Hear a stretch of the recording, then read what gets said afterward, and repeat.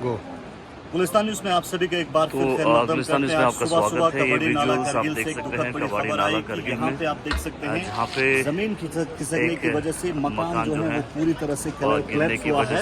SHO Kargil के मुताबिक लगभग सुबह 3:30 के करीब जो है रिपोर्ट किया है और यहाँ पे ज़मीन पूरी तरह से कोलैप्स होने की वजह से ज़मीन जो है वो नीचे गिरी है और गिरने के बाद लद्दाख पुलिस की टीम, इंडियन आर्मी, बसीज इमाम, अलरिजा और म्यूनिसिपल कमेटी करगिल के द्वारा रेस्क्यू ऑपरेशन सुबह से लगातार जारी था और रेस्क्यू ऑपरेशन करके लगभग जो है 5 लोग जख्मी बताया जा रहा है। लेकिन अच्छी बात यह है कि सभी सेफ हैं। लेकिन कंसर्न ये है कि यहाँ पे आप देख सकते हैं ये जो टेरेन है, ये जो स्ट्रेच हैं, खासकर कबाड़ी नाले में ये काफ़ी रिस्क स्ट्रेच माना जाता है और एडमिनिस्ट्रेशन के द्वारा जब हमने सीसी और डीसी करगिल से बात की तो उनका कहना था कि अभी एक इंक्वायरी कमेटी जो है वो बिठाया गया है और साथ ही साथ ऊपर जितने भी मकान में लोग रह रहे हैं उन्हें फ़िलहाल जो है एविक्यूएट किया है। ऊपर जितने भी लोगों को यहाँ पे लोग यहाँ पे रह रहे थे फ़िलहाल उन्हें एविक्यूएट किया है कि आने वाले समय में आप देख सकते हैं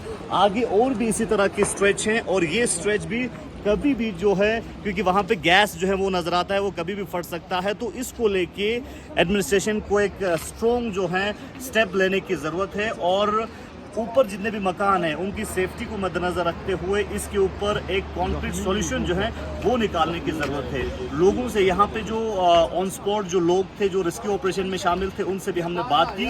उनका कंसर्न है कि जब भी यहाँ पे काम करने के लिए परमिशन दिया जाता है तो उस समय ऊपर जितने भी मकान हैं उनको एविक्यूएट किया जाए या जो है इसके ऊपर एक कॉन्क्रीट सोल्यूशन निकाला जाए ताकि आने वाले समय में इस तरह के हादसा जो है वो देखने को ना मिले। फिलहाल आप तक पहुंचाएंगे सीसी और डिप्टी कमिश्नर करगिल क्या कहते हैं और इसके बाद यहाँ पे जो रेस्क्यू ऑपरेशन में शामिल जो लोग थे उनका क्या कुछ कहना है वो हम आप तक पहुंचाएंगे। और आज सुबह सुबह ये कामयाब rescue operation Ladakh police Kargil unit के द्वारा किया गया है और इंडियन आर्मी भी इस रेस्क्यू ऑपरेशन में शामिल थे और इस साथ ही साथ जो लोकल जो वॉलंटरी ग्रुप्स हैं, चाहे वो बसीज इमाम हो, अलरिजा हेल्थ केयर की टीम हो और म्यूनिसिपल कमेटी की टीम हो, ये सारे जो टीम ने सुबह सुबह जो रेस्क्यू ऑपरेशन जो है वो कामयाब करके 5 लोगों को सेफली जो है यहाँ से निकाला गया है और उन्हें इस वक्त जो है डिस्ट्रिक्ट हॉस्पिटल करगिल में शिफ्ट किया गया है और सभी जो इंजर्ड पर्सन्स हैं वो सेफ बताया जा रहा है और एडमिनिस्ट्रेशन के द्वारा जो है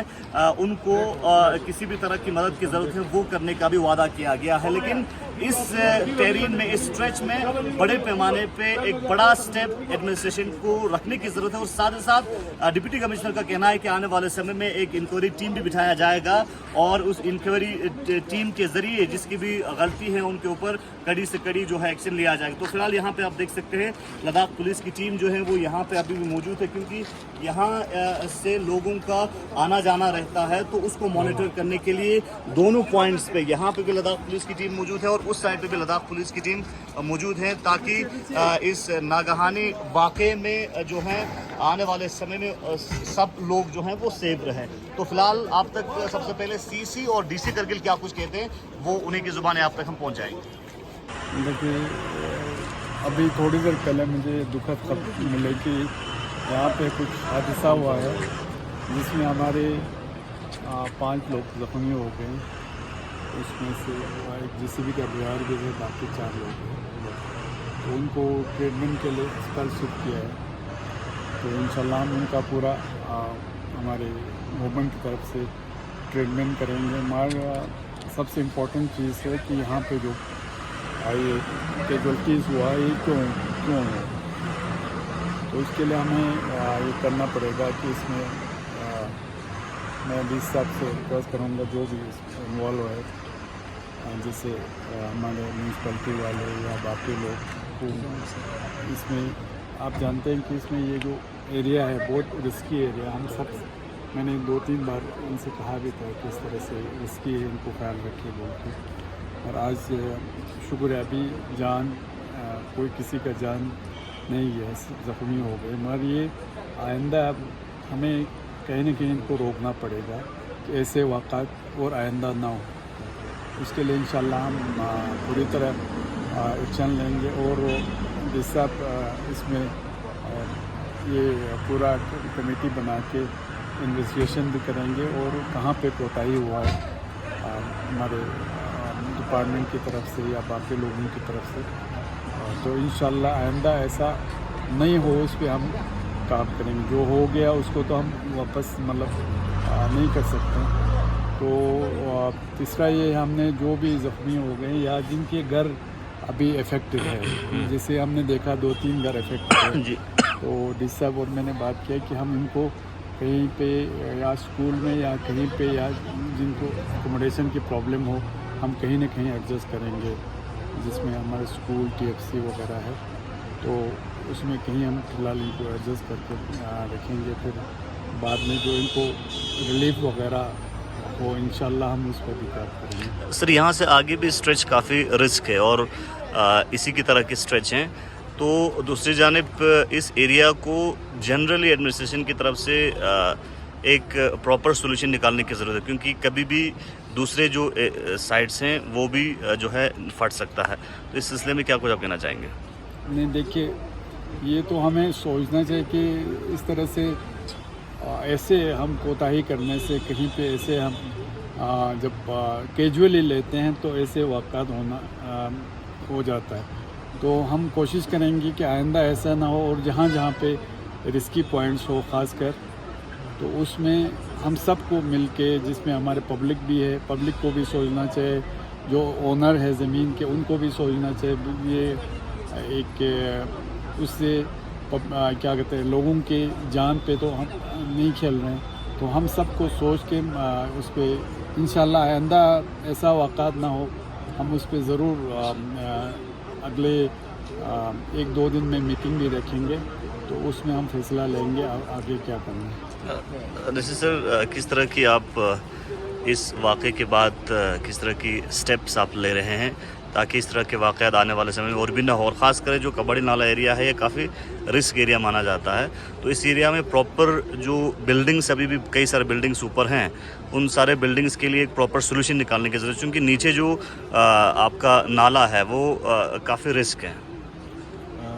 जो अर्ली मॉर्निंग जो अभी न्यूज़ आया कि यहाँ पे एक मकान के गिरने से जो यहाँ रिटेनिंग वॉल का काम चल रहा था, उसमें एक हादसा हुआ था। सुबह से हमारी सारी टीम्स यहाँ पे लगी है, इसमें पुलिस, हमारे तहसीलदार साहब यहाँ मौके पे थे, मेडिकल की पूरी टीम थी, और जो जख्मी हुए थे उनको तुरंत हॉस्पिटल में ले गए हैं, और अभी जो JCB का ड्राइवर है उसको भी सक्सेसफुली रेस्क्यू किया और उसको अस्पताल ले गए। तो जैसे मैं अभी CC साहब ने बताया कि ये पूरा जो हादसा है बहुत दुखद है, और इसको हम काफ़ी सीरियसली ले रहे हैं, और एक हमारे डिस्ट्रिक्ट एडमिनिस्ट्रेशन के सीनियर ऑफिसर उसका एक मजिस्ट्रेट इंक्वायरी भी करेंगे, और जो भी एजेंसी या जो भी उसमें दोषी पाए जाते हैं उनके खिलाफ सख्त से सख्त कार्रवाई होगी। और जो अभी यहाँ इंजर्ड है या फिर जहाँ हमने अभी स्पॉट पे है, तो देखा कि कुछ और भी मकान इस खतरे में है, तो उनका भी सर्वे अभी हमने किया है, स्पॉट पे विजिट भी किया, उनको भी रेस्क्यू हमने शिफ्ट किया है। तो आगे जाके पूरा टाउन में और पूरे डिस्ट्रिक्ट में ऐसी जो भी वल्नरेबल स्पॉट है उसके लिए आज ही एक कमेटी का गठन हम करने जा रहे हैं, और वो स्पॉट पे जाके विजिट भी करेगी, और जो रेगुलेशंस होते हैं, बिल्डिंग के रेगुलेशंस होते हैं, उसको भी हम देखेंगे कि कहाँ का वायलेशंस हो रहा है, और उसके खिलाफ जहाँ जहाँ भी हमें मिलता है वायलेशन मिलता है, उसके खिलाफ हम एक्शन लेंगे। सर, यहाँ पे परमिशन कैसे मिला है सर, ये भी जानना चाहेंगे, क्योंकि ये बहुत रिस्क एरिया है, और स्पेशली अभी फ्लड प्रोन एरियाज भी माना जाते हैं। जब भी यहाँ पे बारिश होते हैं उस वक्त बहुत रिस्क माना जाता है, अभी टाइम भी है सर। जो जैसे मैंने अभी बोला कि एक इंक्वायरी हमने गठित की है, और उसका जल्दी हम 2 दिन में उसका रिपोर्ट आएगा, आपके साथ में हम शेयर करेंगे, और उसमें जो भी उसमें सारी चीज़ें देखी जाएगी, परमिशन किसने दिया था, कितना परमिशन था, क्या क्या वायलेशन क्या है, क्या क्या चीज़ें, वो सारा हम देखेंगे, और उसमें जो भी दोषी पाया जाता है उसमें उसके खिलाफ एक्शन। सर, कितने लोग अभी जख्मी हुए हैं टोटल? लगभग शायद 4 का हमें न्यूज़ है, उनको अस्पताल में ले गए, और जो JCB का ड्राइवर था उसको भी रेस्क्यू करने में थोड़ा टाइम लगा, लेकिन सारे एजेंसीज के कोऑर्डिनेशन से उसको सक्सेसफुली रेस्क्यू किया गया, और वो भी अस्पताल में। Thank you sir. आप आई विटनेस हैं, तो क्या कुछ आपने देखा और क्या आप अपील करना चाहेंगे एडमिनिस्ट्रेशन से? सबसे पहले तो मुझे सुबह 3:40 या 45 मिनट पे मुझे फ़ोन आया, तो फ़ोन आके मुझे कहा कि यहाँ पे ये लैंड स्लाइड हुआ है कुछ ऐसे, तो यहाँ पे देखा घर गिर गया है, तो जल्दी भाग के आया, तो बाकी आने से देखा यहाँ पे जीसीबी दबा हुआ था और जीसीबी के अंदर ड्राइवर दबा हुआ था। तो फौज के जवान, बसीज के और पुलिस के एहलकार और बाकी दूसरे जवान आए थे। उन्होंने जहमत करके उनको हिफाजत से निकाला गया और उससे पहले 2 लेडीज़ था, उनको हिफाजत से उनको भी अस्पताल में पहुँचाया,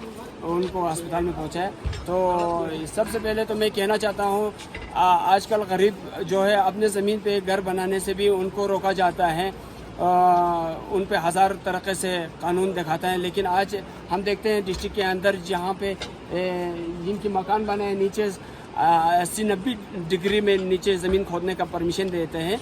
तो ये यूटी एडमिनिस्ट्रेशन जो जिन्होंने परमिशन दिया है यहाँ पे, उन पे सख्त से सख्त कार्रवाई होना चाहिए। और जहाँ पे ये घर वाले हैं ये लोग यहाँ पे आके जब तक उनको पूरा मुआवजा नहीं मिलता है तो यहाँ पे काम भी नहीं करने देना चाहिए, क्योंकि उनको आज देखो उनके कितने ज़िंदगी का सरमाया जो है नुकसान हुआ है।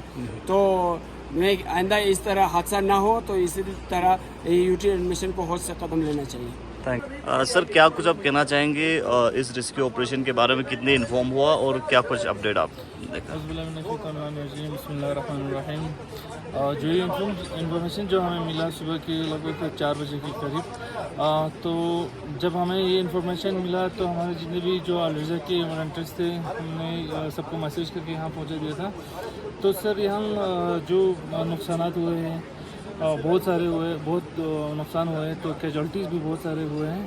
तो हम टाइम पे तो पहुँचे इंशाल्लाह। जो मतलब कैजुअल्टीज़ था उनको सेफली हॉस्पिटल पहुँचाए गए हैं।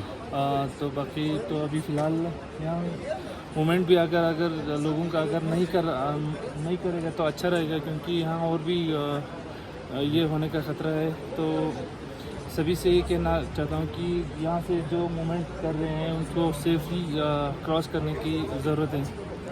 Thank you sir. हाँ कौन है मेरे